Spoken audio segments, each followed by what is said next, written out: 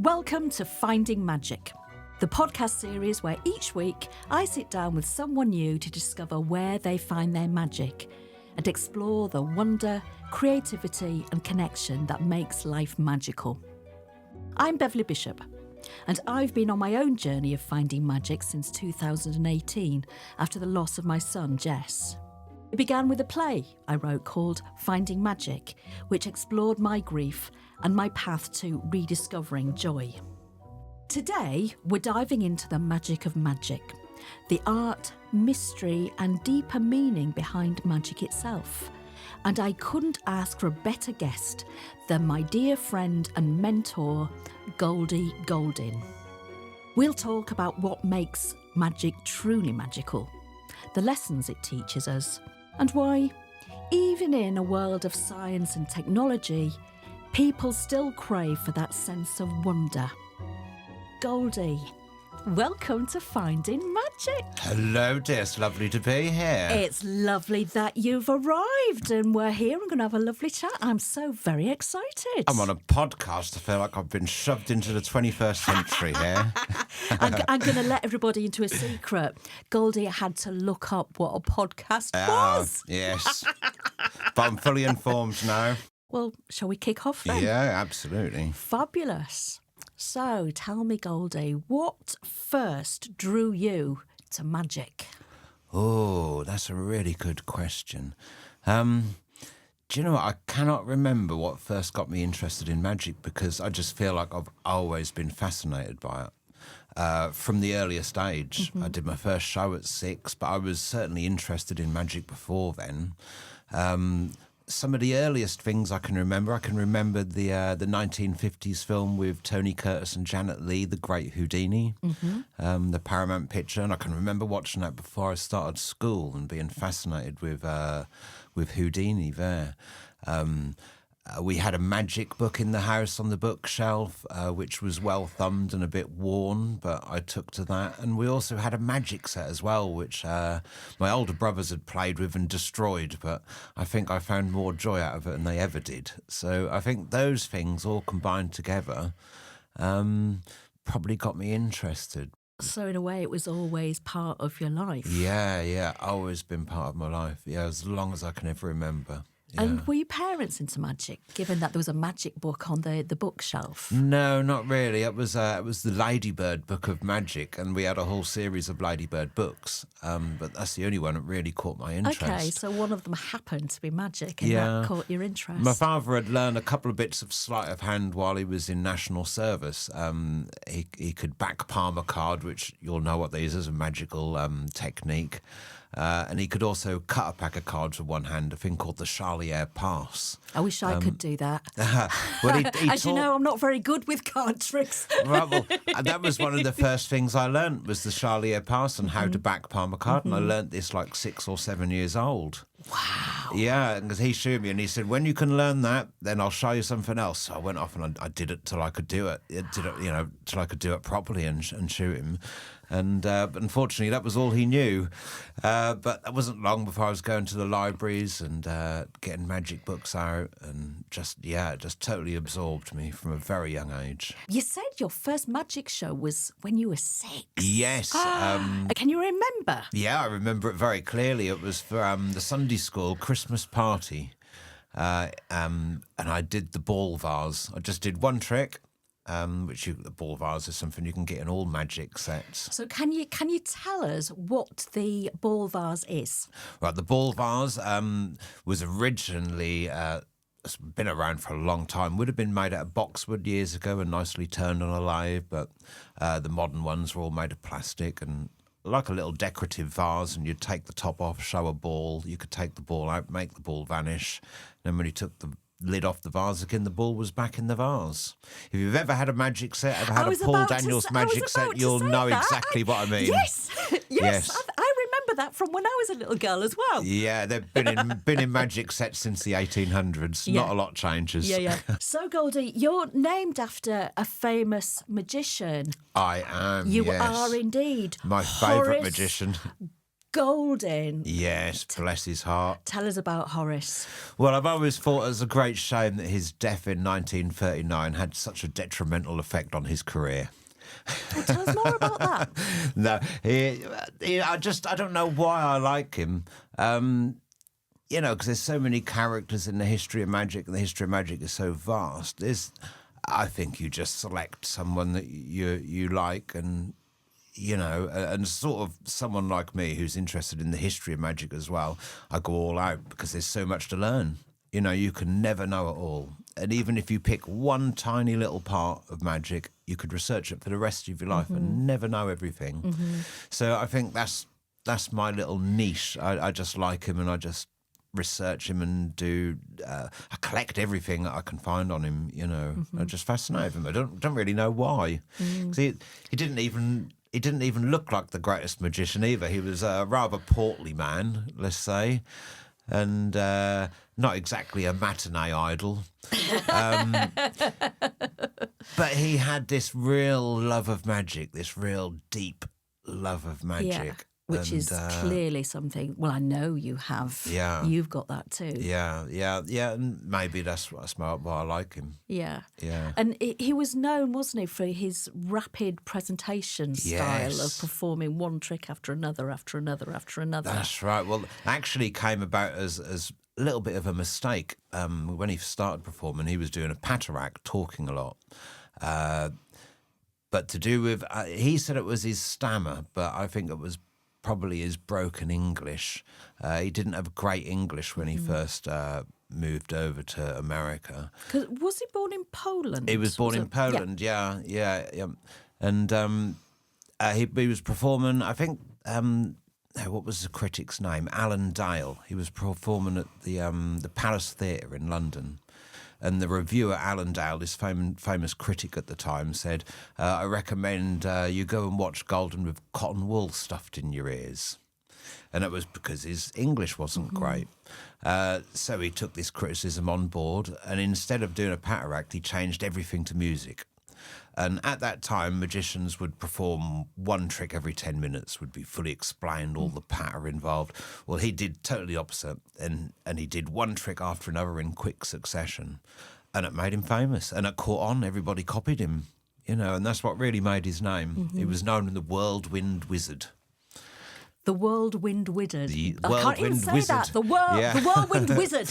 Yes, that's it. Yeah, so he performed all these tricks in fast. And it was something new. Nobody had really done that before. So, yeah, that's how he made his name. And he was also known, wasn't he, for the sawing the lady in half? Yes, 1921 is a little bit of a thing going on. Obviously, he didn't invent it. It was Selbit in this country invented the saw it in half. But he was more known for it, wasn't he? Yeah, he was very well known for it. He was a great publicist. And then, of course, in 1931, he upped his game and invented the circular saw in half with the big circular saw. So, which David Copperfield still does now. So, yeah, he certainly upped his game a bit. And what's really interesting is, as you know, I've been performing with my show Peachy and Me for the last few weeks, which also has quite a lot of magic in it. And I talk. It's a children's show or a family show, and I run workshops, and I ask the children, what constitutes a magic show and what magic tricks are in magic shows. And every single workshop and every single performance, somebody has said sawing the lady in half. Wow. Isn't that interesting? Wow, all those years after. All those years afterwards. More than 100 years after it was first invented. Because there's a lot of dispute why it became famous in the first place. People have linked it to the rise of women's rights in the 1920s. But I think a lot of it was to do with Horace Goldin, just the way he publicised and promoted the effect. He would have a large ambulance parked outside the theatre with wording along the side in case the saw slips. Yeah, and when people were queuing up to go in the theatre, they would bring buckets of fake blood out and pour them down the drain. So he had this wonderful, wonderful mind of publicising stuff. Yeah, so in that sense, he was a great showman and a great publicist as well. And not only he did the trick, but then he hired out outfits of the same trick to all the best magicians in America. So Thurston was doing it, and a lot of other great American magicians were also doing it at the same time. So they covered America and performed the trick everywhere, really. Yeah. Another trick that the children said, which again surprised me, and thought, have they ever seen that? Every workshop also, they said, a rabbit coming out of a top hat. Right. And again, it's like, do magicians still do that? Very rarely. Yeah, that's why I was, again, so surprised that they said, rabbits coming out of hats. And it's like, oh. Yeah, very rarely. Yeah. I think there's been a bit of a shift in magic. Certainly a lot of magicians try to put a little space between themselves and performing with animals now because... it hasn't got a great history of magicians performing with animals. Sometimes the spaces they have to go in are rather small, let's say. Yeah. And, it's not... But there is still, like you say, it's still an icon of magic. The history of it, strangely, it goes back to a woman called Mary Toff. Have you heard of her? No, I haven't. Well, she's worth looking up. Apparently she gave birth to rabbits. And she was very famous in her time. What do you mean, apparently she gave birth to rabbits? Yeah. And I think even the king sent down his physician to examine her to see if she really was giving birth to these rabbits. Yeah, you'll have to look up the full details because I haven't got them here. Okay, what's her name again? Mary Toff. Okay, Mary Toff. I must remember. I'm going to write that down. Mary Toff. I hope I've pronounced that correctly. I'll find it. Yeah, but I think it was a trick in the end. She was. Well, I imagine it was a trick. Yeah, it was a trick. Yeah. But I think that caught the imagination of the public, and it wasn't long after that magicians were producing rabbits out of hats. Okay. Yeah. Herman certainly produced rabbits out of hats. Yeah. I mean, there's magic and there's magic. Yeah. And I'd say that was definitely a trick. Yeah, but it's strange how that caught on as an iconic image in magic. Yeah, it is, isn't it? Yeah, some things just stay, don't they? Yeah. So do you think some people are more susceptible to the wonder of magic, if you like, than others? Yeah, I think absolutely, yeah. I can remember going to see Darren Brown at the Theatre Royal, and on the way out I was listening to conversations from people who were talking about the show, and they were absolutely convinced he could read minds. Absolutely convinced. We know how a lot of it is done, so we're well past that, unfortunately, but... Yeah, some people are absolutely convinced, I think, especially things like mentalism and mind reading. Not so much the floating ladies and the floating balls. Everybody know that's a trick. Yeah. I think when you get a little bit of psychology in there as well, and the way Darren Brown presents stuff, then people believe it. So do you think, like the likes of Darren Brown, well, indeed, any magician, no matter what the magic is or the kind of magic it is that they're performing, part of their skill is, if it's interactive, is about choosing the right audience member? I think so, yeah. Yeah. It's something Horace Goldin talked about a lot, choosing the right audience member. And you seem to be able to get a knack for it the more you perform. That's just one of these innate abilities, I think, which comes on from performing. Sometimes you get it wrong as well, though. Yeah. But I think, that's something you learn through performance. And what, in your opinion, do you think makes magic so compelling to people? I think people like a challenge of trying to work it out. I think that's part of it anyway. That's why a trick should never be too perfect. Or you should, if as a performer, you should put an avenue, just lead the person down the wrong path sometimes to lead them away from the real explanation of it. Because I think people enjoy sitting there and trying to work it out. I think that's part of it. But also, people also like the mystery and being fooled in a way, I guess. As it's not a very nice way of putting it, isn't it? Being fooled, but I can't think of a better way to phrase that. But I think there's enjoyment in that. You think, oh, that really baffled me, But I think part of it is working it out themselves. Yeah. And most people, I'm sure, do, even if they're wrong about it. Oh, I don't know whether they do. I think. Well, they it's have a 'cause go you're at least, so don't you brilliant think? at it. Well, I think at least they have a go. The real Yeah, good ones, yeah. when they walk away saying, I yeah, have not a how is clue that how to done? work that out. Yeah. Yeah. Yeah.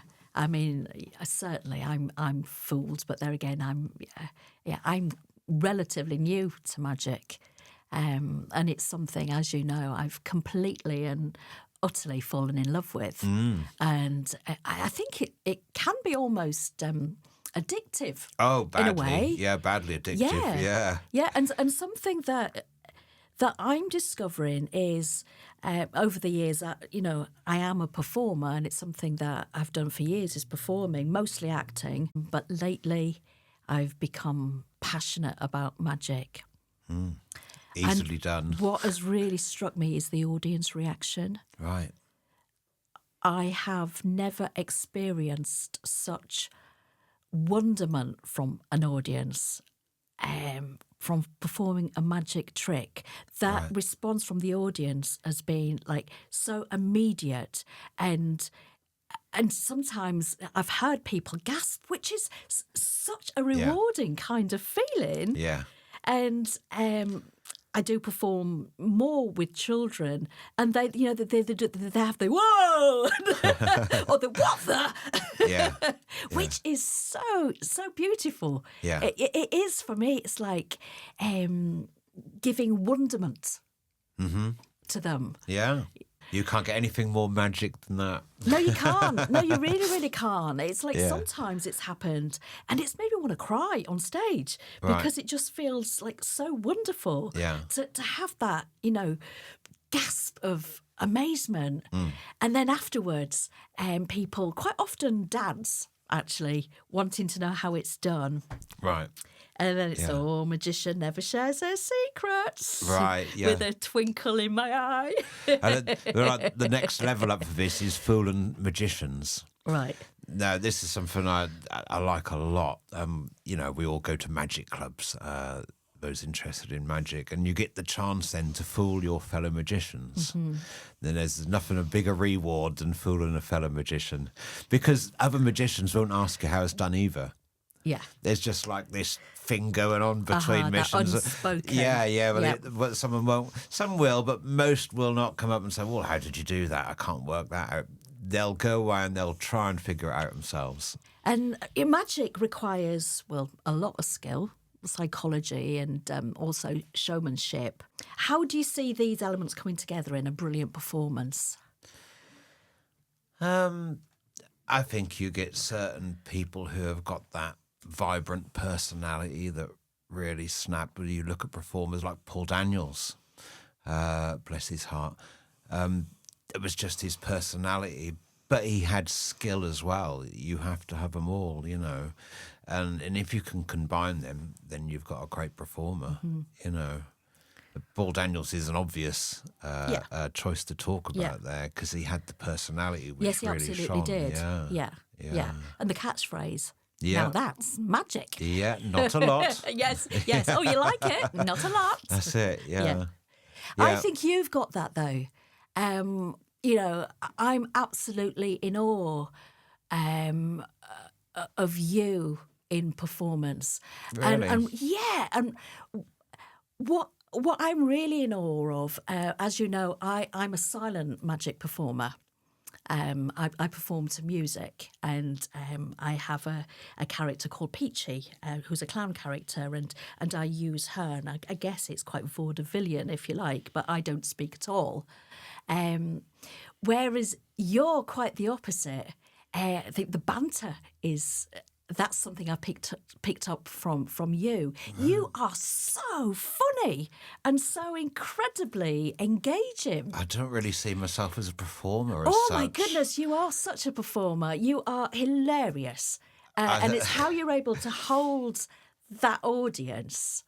And you're so relatable and kind of cheeky at the same time. I sort of see myself as a magic geek more than anything, I think.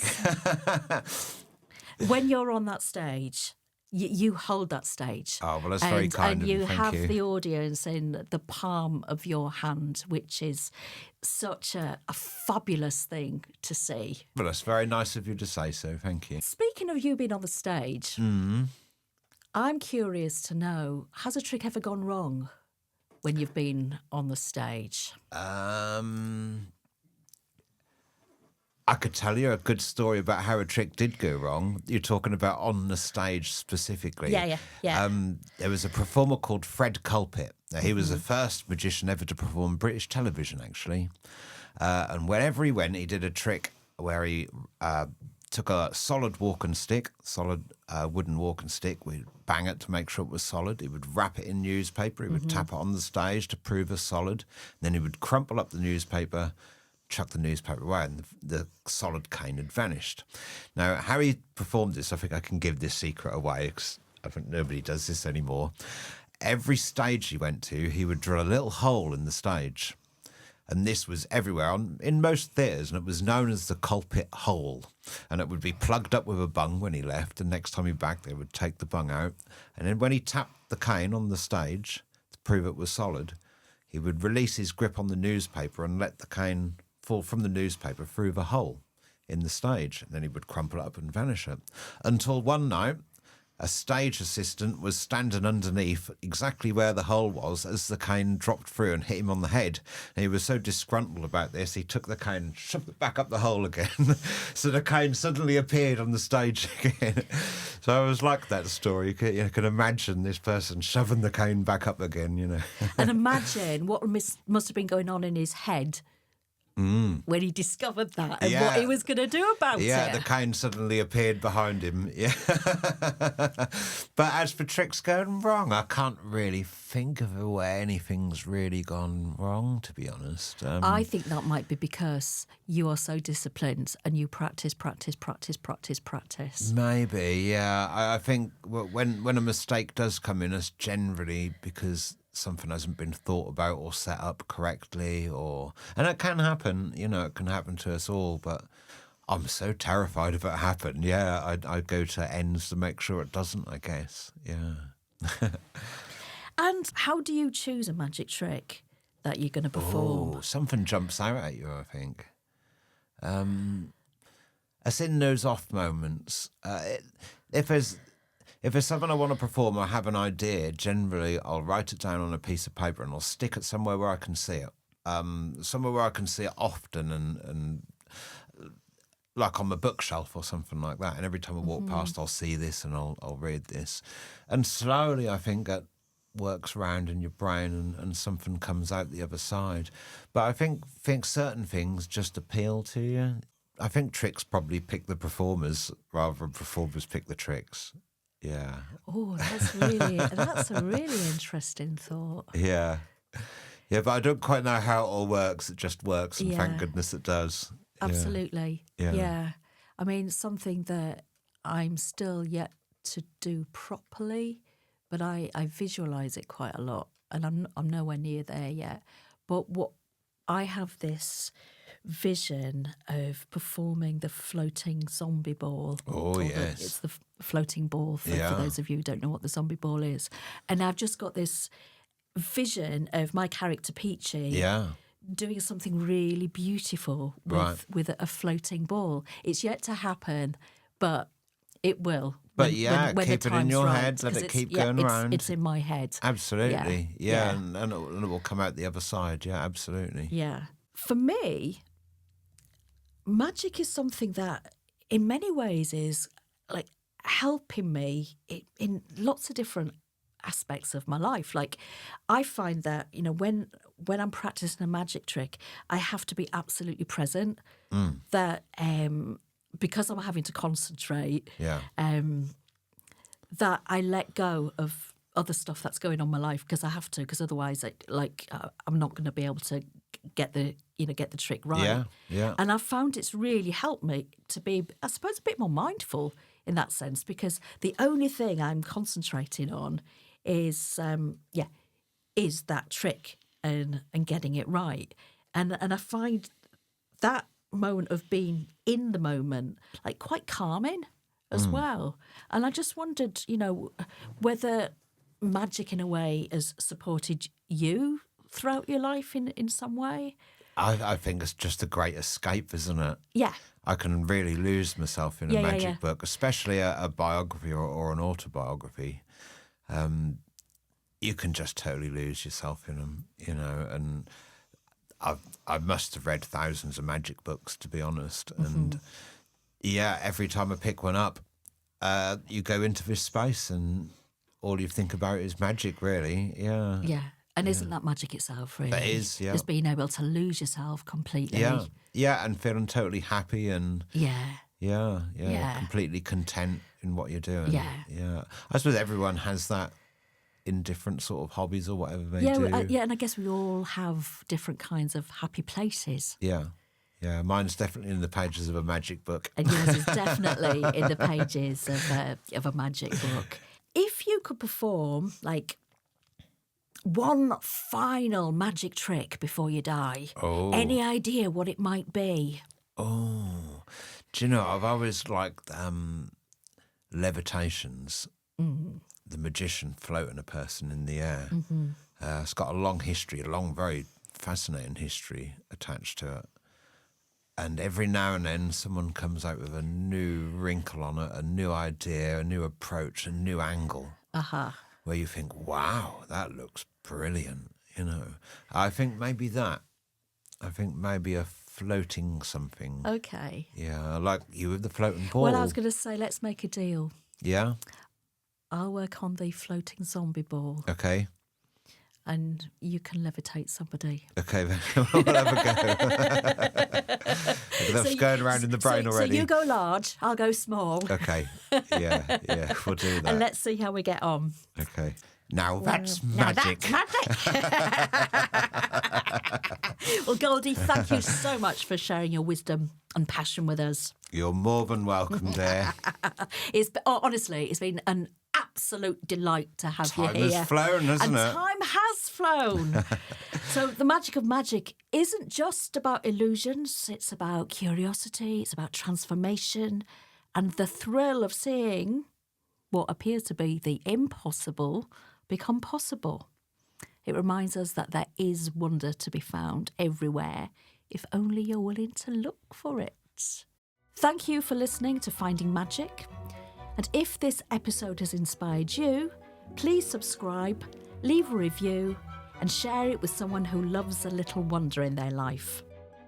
Next time on Finding Magic, we're stepping into magical places. It can be a ship, it can be a church, it can be an ice skating ring. There's no end to the magic that can be created in that village hall. It is just beautiful. New Year's Eve, sitting under Sydney Harbour Bridge, watching the fireworks cascade down with a load of friends and family. My magic moments often happen in the cinema, a chance to escape to a magical fantasy land. That's my magic. What's yours? The Finding Magic podcasts were recorded at Soundyard in Norwich and funded by the National Lottery Community Fund and Norfolk Community Foundation. This has been a Finding Magic production with me, Beverley Bishop, produced by Ian Seisland.